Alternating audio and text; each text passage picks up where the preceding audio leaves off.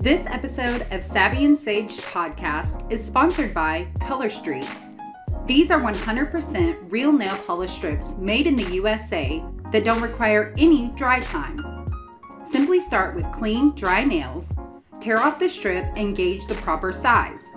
Peel off the plastic front and backing and align with the base of your nail. Smooth and then file away any excess and voila, no drying needed. Shop my link in the description below. Today's color is Sahara Jewel. Welcome to the show. Once again, we have another episode for you, and today we are actually talking about mentors. That's right, it's a super complex actual subject, but the definition is short and sweet and to the point, and it's just a broad subject and there's a lot to be talked about. So let's go ahead and get the show started. As always, I have with me my co-host, Sage, the AI all-knowing Sage. Thank you for joining me today. Hey, how you doing? I'm hanging in there, and Sage, today we have a really dynamic subject. We're talking about mentors, relationships, dealing with mentors, whether that be from adolescents, children's to young adults, teens, and even onwards. And so let's just get right into it. The definition of a mentor is an experienced and trusted advisor. So even though that seems like it's so simple, it's actually kind of a deep, complex thing, because there are many different forms of mentors that can be found.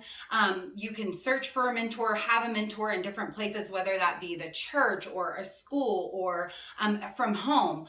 So let's just jump in. According to that definition, there are actually fewer trusted advisors these days than there were in years before, when it was more respectable to be someone who actually achieved a certain level of experience and integrity from hard work and sacrifice. Now, so-called mentors have been measured by their hits on TikTok, Facebook, or Instagram. So our show today about relationships with mentors is based on the lack of good ones for our kids and even parents today. And not to put more guilt on them, but our parents also have to be looked at upon as a mentor as well for kids.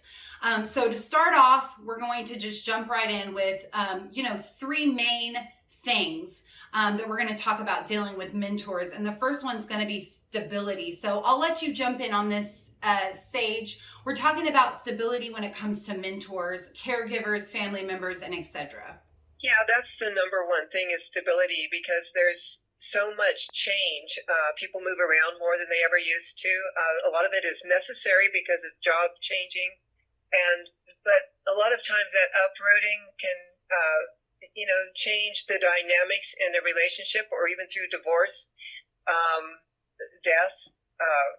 There's different things, but stability is very, very important for young children. I know a lot of people talk about how adaptable kids are supposed to be. And they are, and they're resilient. Yes, they are, because they are young and they're still growing and they're still adapting to their surroundings. But family members, caregivers, because not everybody has a perfect home where there's a mother and father. But mentoring the younger children, you still need to be stable and consistent on some level, emotionally and physically. And like I said, if you're moving around, that's going to be a physical change. But someone who has good values, they can set boundaries such as guidance, roles at home, making roles and being consistent about that, and some traditions. And there's also good mentoring in daycare centers. I know it's a stretch, but that's where it all starts, because kids are still forming their ideas of what is acceptable and what isn't. So that is the first thing as good mentoring. I don't know, how far can you remember as a child? What is your youngest memory for yourself? I think the youngest memory for how old were you? I think 4 years old would probably have been my youngest memory that I can recall. Me too. Yeah. Me too. And that's pretty common. Most people will say 5. There's some people who can verify even 3-year-old, Yeah. So that is about the age. And of course, you know me fairly well. I've got I'm certified in child development from years and years ago. but that's when we start putting things together, and so good mentoring is excellent. There's also even television shows that can provide some mentorship, but not on a personal level. I'm thinking like Sesame Street.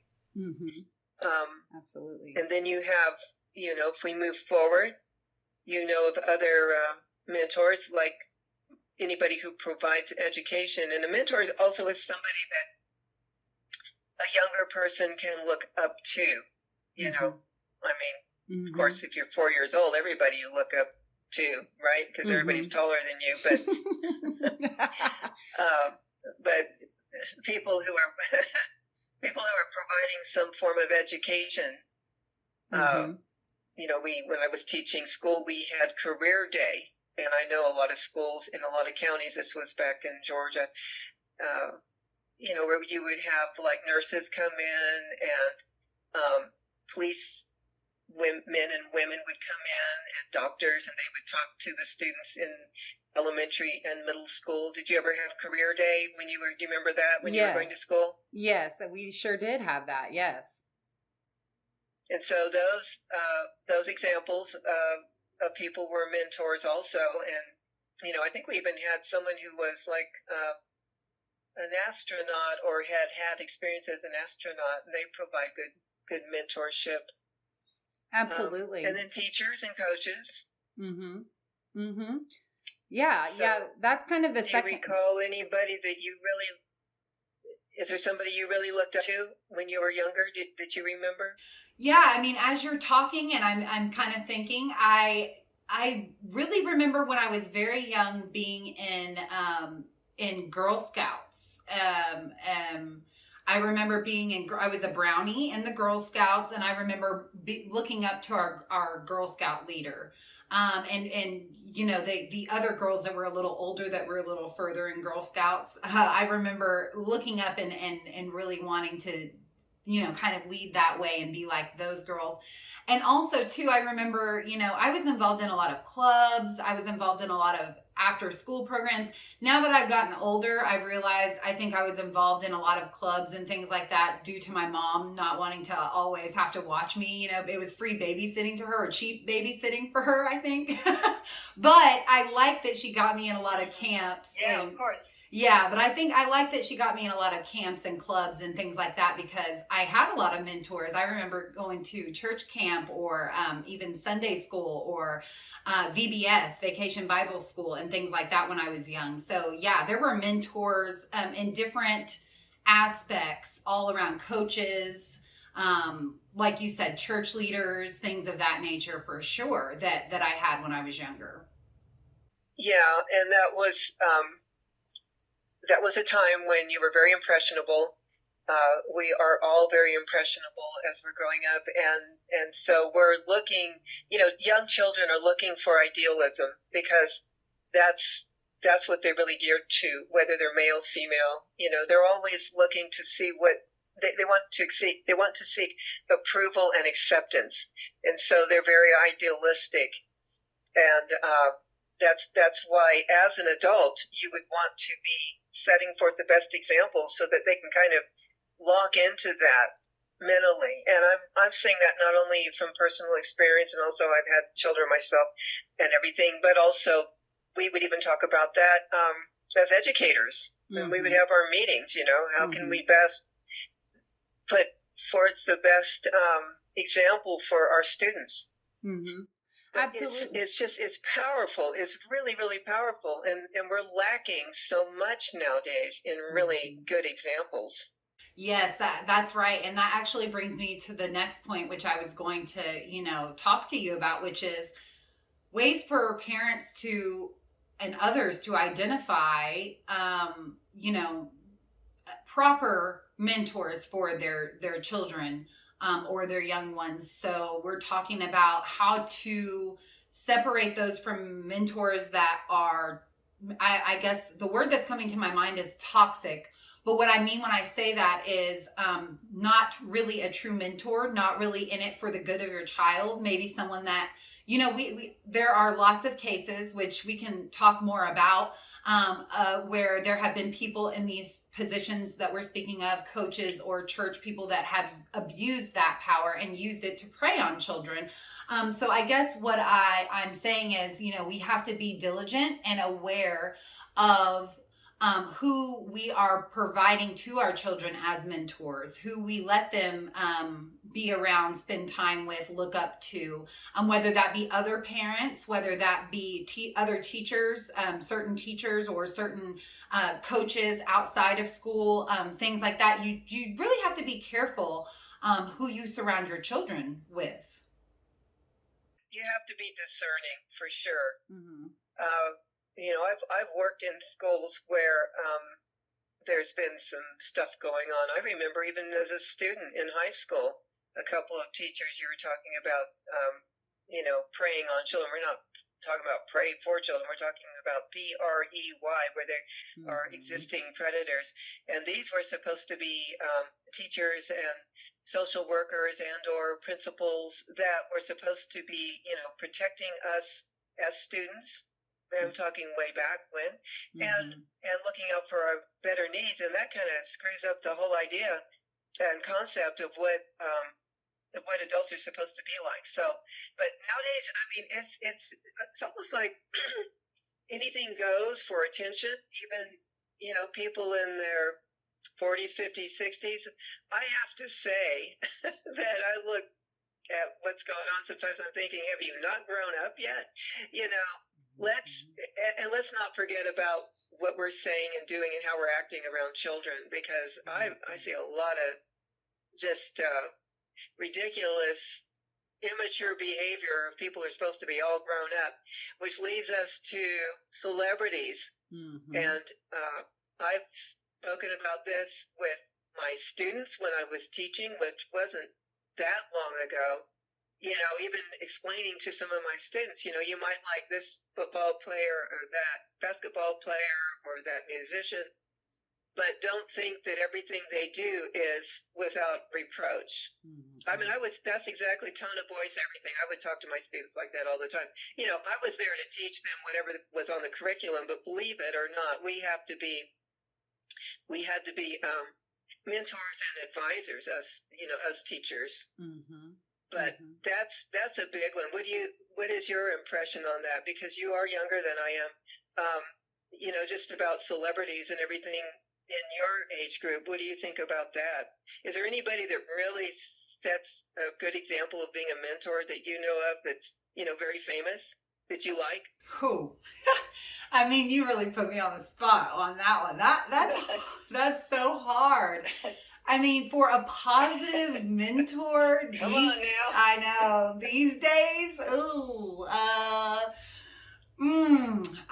I'm not sure. I mean, I would probably have to take time to really think about that. But I don't know. Okay, maybe not. I mean, I could think there are some. There are some black leaders that I follow, but I wouldn't even really consider these people celebrities. You know what I mean? Like a lot of the people that are positive.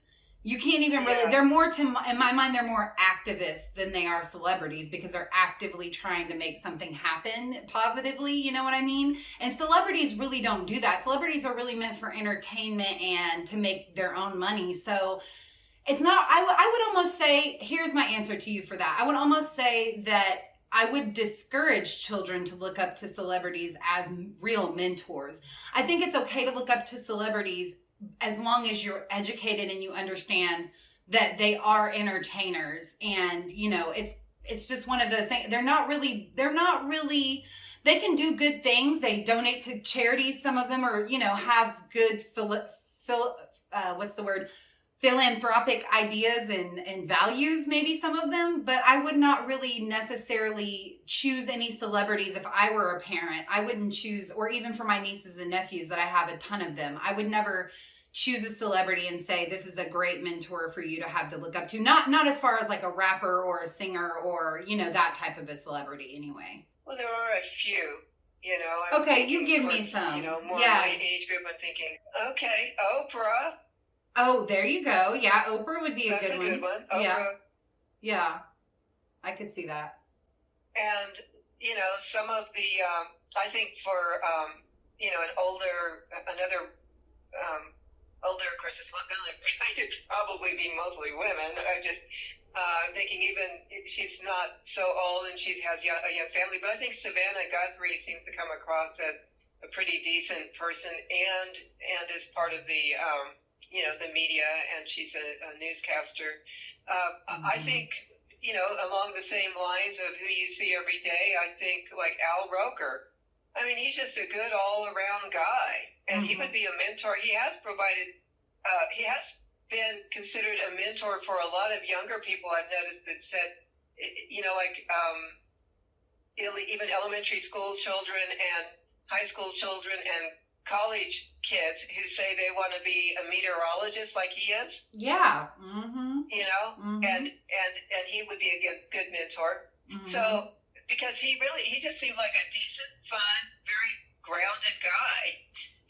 I guess so happens that he is of color. Yeah, I guess when you say those people, to me, that in my mind, Al Roker is technically, he is a celebrity, but in my mind, those aren't the celebrities that come to mind. Like when you say celebrity, I'm thinking like Beyonce, Jay-Z, I'm thinking like, huge actors and actresses, Denzel, George Clooney, I guess I wasn't really thinking, maybe just like a D-list celebrity. I don't know. Should I call Al Roker a D-list celebrity? Maybe I shouldn't say that. But you know what I mean. I was thinking maybe a little bit more grand scale. But yes, you are right. You were very right about that. There are a lot of... And see, when you first said that, what came to my mind was like Jemele Hill. Jemele Hill, I don't know if you know who that is, but she was a sportscaster at one time on ESPN and ended up she has her own show called Stick to Sports, which I absolutely love. I think she would be a great mentor for young Black women. The poet laureate, Amanda Gordon. I think she would be a great mentor for young Black women as well. Amanda Gorman. Yes. Thank you, Amanda Gorman. Well, and she's only 22 herself. Yeah, she's only 22 herself. I know, she's just fabulous. And what about? You probably know her name. But she, the soccer coach, the female soccer coach. She has her hair is purple. That's all I remember. Yes, I know exactly who you're talking about. Yes. She's both and she's an excellent mentor. So there are some good ones out there. You mentioned Denzel Washington. I think he's a powerful actor, and so far he seems to be, pretty clean all around guy. Been married to the same person. Not that is neither here nor there, but. He's one of my all-time favorite actors, male or female, hands down. I just think he's one of the best actors that's ever been, and just seems like a real decent guy when you hear him. So yes, there are some really good mentors, but there's also some that get all caught up with their own selves and go back and forth between rehab and non-rehab, and I'm not, everybody has that in our family. I sure do, and you know that. But, it's one thing when they really have the intention to get better and they try their best, but it's the other thing when they just say, oh, I'm just going to go to rehab and I'll be all done and I'm going to get out of this and I'll be all right. That doesn't provide a good constant of being a great mentor in the long run, because then it's just like they want to make a show out of that no matter what. And then you have the folks that are celebrities that sincerely have major issues and are open enough and confident enough to share, like Demi Lovato. I think she is awesome. How she's clearly suffered in her life, but she doesn't come across as a victim. She's really trying to get a handle on herself. Yeah, absolutely.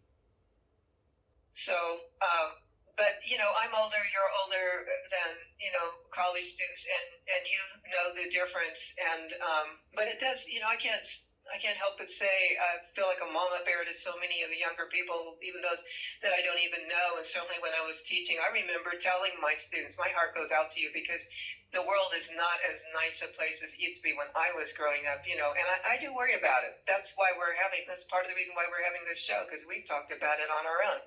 Yes. But mentoring is a powerful, powerful thing. it really can help to guide kids with talent, young people that have so much ability, and I just like to be able to think that they don't get squelched because of the darkness surrounding them. Mm-hmm. Yeah, It's a absolutely. struggle. Yeah, it is. It really is. Even after you're older, it's still a struggle. Mm-hmm. Yes, Looking absolutely. for mentors. Absolutely. I agree. And, speaking of, we've talked about a few good mentors. We briefed on some of the bad ones. When you were talking about celebrity mentors that kind of go in and out of rehab, the first person that came to my mind was Shia LaBeouf. And boy, hasn't he had just a rough go of it. Oh yeah, Mm-hmm. Yeah. So he would not be someone that yes. you would want to. Yeah, he would not be someone that you would necessarily want to have your child looking up to for obvious reasons. Um, I'll let you comment back on that. Well, yeah, but not only rehab for him, but also the abusiveness that has been. Of course, I don't know him personally, but he's also been you know called out on abuse to women as well. Mm-hmm.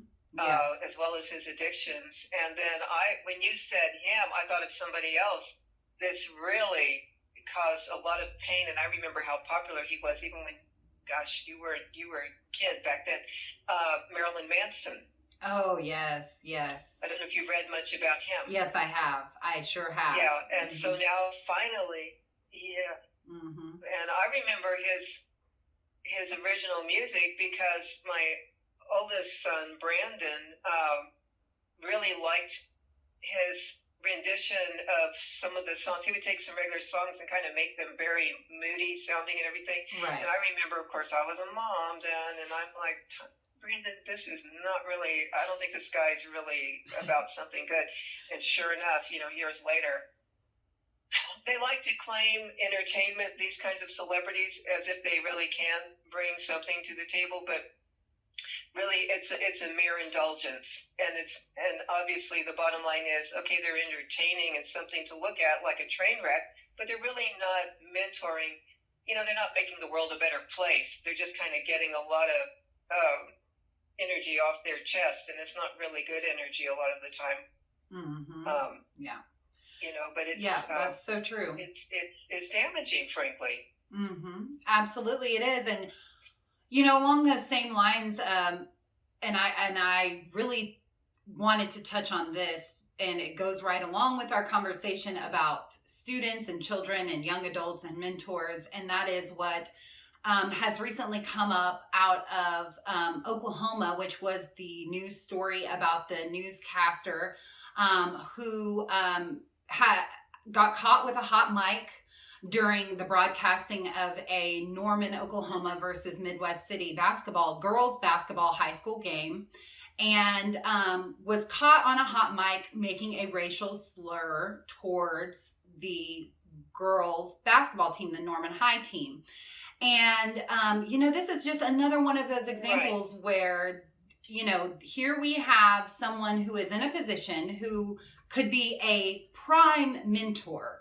You have someone who's a sportscaster. I'm sure he's probably, I haven't looked up a lot about him, but I'm sure he's probably a journalist, went to journalism school in some form or fashion, to get in that position.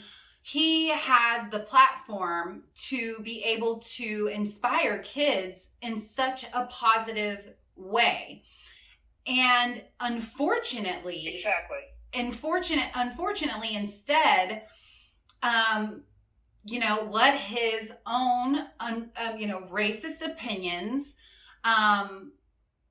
get in the way of what could have been a great opportunity, not only for himself, but for young students. But I'm glad that it happened the way that it is, so we can weed out those bad mentors and get him out of there, because, and I'll just go to say this. He did put out an apology, as most know, and the apology was let's just say there was a lack thereof an apology. He blamed his racist remarks on diabetes and having low blood sugar, which is, it's so ridiculous. It's laughable. But I almost don't even want to laugh because it's so ridiculous. It's like a slap in the face, that you would even try to use that as an explanation or as a defense.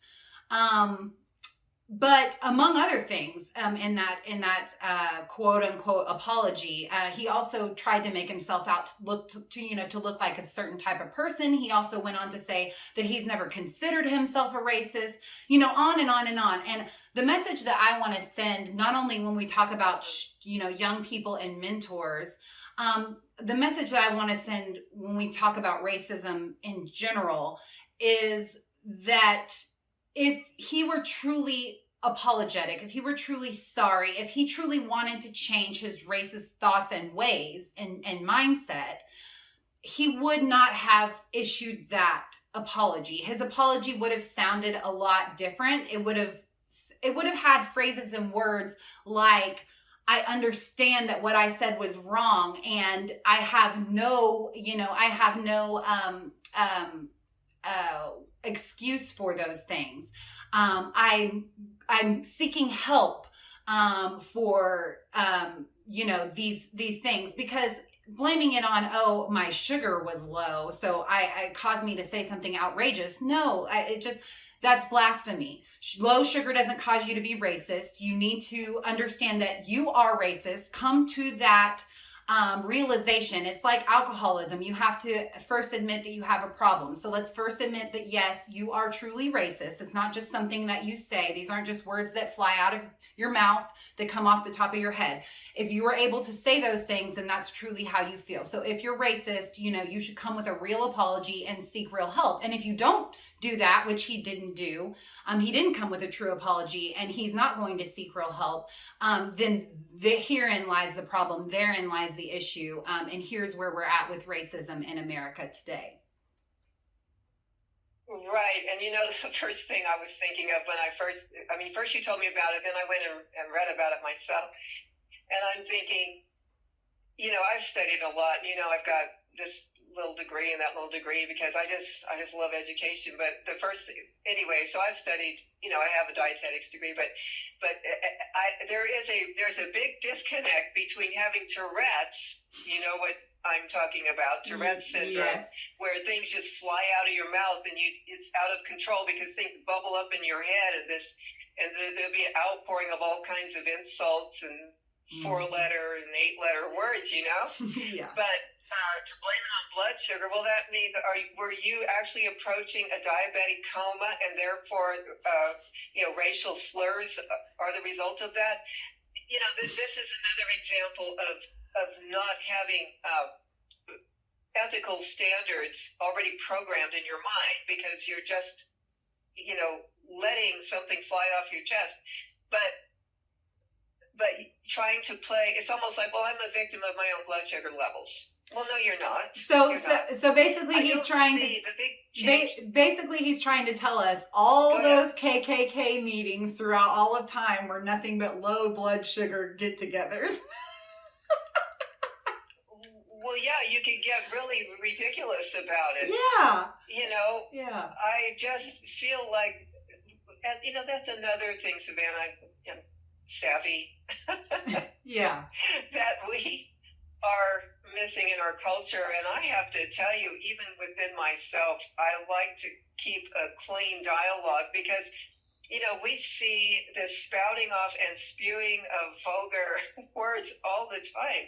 But that in itself is not good. But when you are saying things that are genuinely hurtful to other people, mm-hmm, then you gotta pull the plug. You have to really learn to control your thoughts first, and then what comes out. And mm-hmm, it's not like I haven't ever said a 4-letter word. I don't know anybody who hasn't.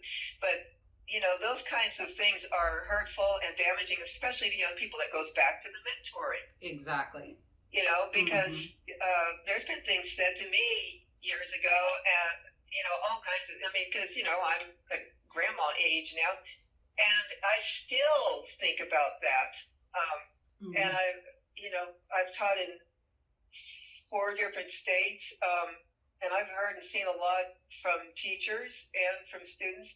And if there's one thing I know absolutely, and also just having grew up in the public school system as a student, uh, children are very impressionable, and especially uh, you know just especially children, school age children, because they are looking for idealism, and if somebody just says or reacts the wrong way, then you can feel kind of like you're not worthwhile. And that's why, and he probably didn't even think in those terms. It kind of bothers me too, because it's like he's kind of giving a half-baked apology, um, but he's not addressing the real issue here.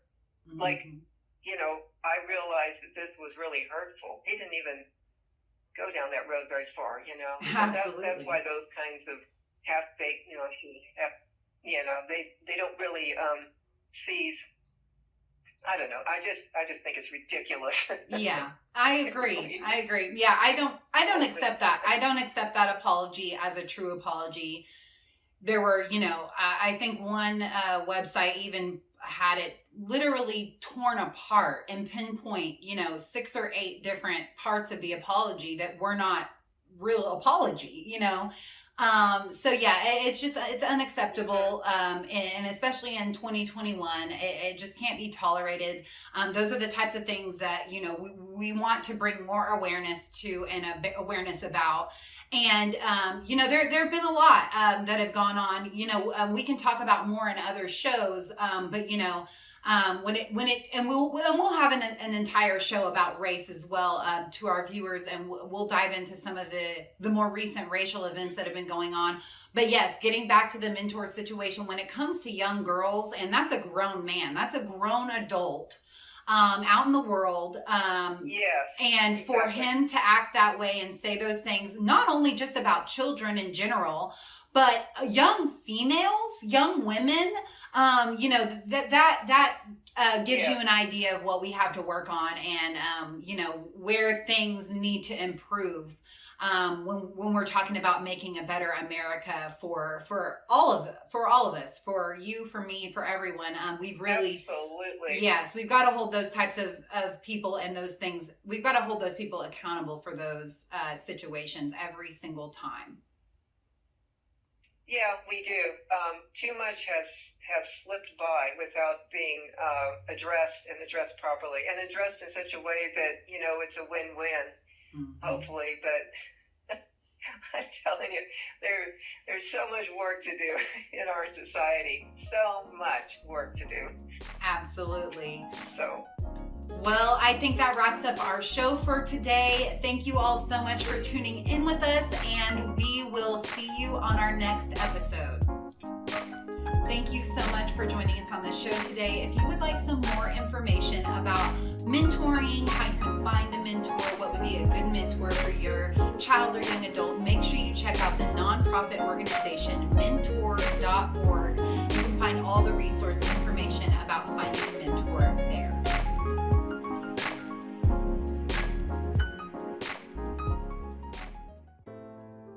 The Rise and Fall of the Attorney's Briefs, novel by author Jules K. Benjamin.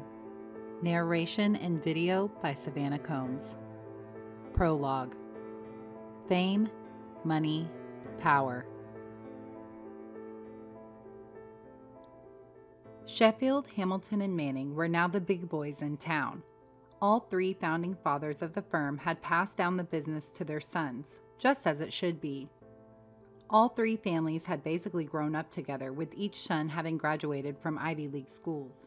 With such high credentials and top-name clients from New York, Connecticut, and Massachusetts, they were destined for great success.